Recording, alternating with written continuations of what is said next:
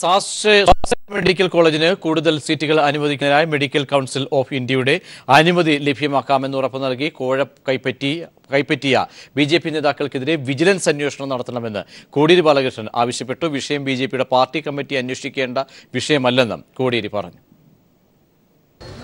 കേന്ദ്രഭരണത്തെ ഉപയോഗപ്പെടുത്തിക്കൊണ്ട് കേരളത്തിലെ ബിജെപി നേതാക്കന്മാർ കോടിക്കണക്കിന് ഉറുപ്പികയുടെ അഴിവ് നടത്തുന്നു എന്ന് ബിജെപിക്ക് അകത്ത് തന്നെ ആരോപണം ഉയർന്നു വന്നിരിക്കുകയാണ്. അതിൻ്റെ ഭാഗമായി എഴുതിക്കൊടുത്തുകൊണ്ടുള്ള ആരോപണം തന്നെ ചില ബിജെപി നേതാക്കന്മാർ ഉന്നയിച്ചു കഴിഞ്ഞിരിക്കുകയാണ്.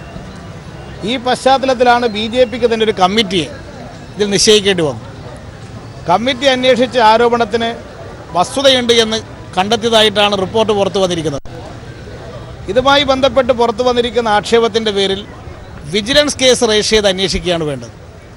ഇതൊരു നിയമാനുസൃതമായ അന്വേഷണത്തിന് വിധേയമാക്കണം.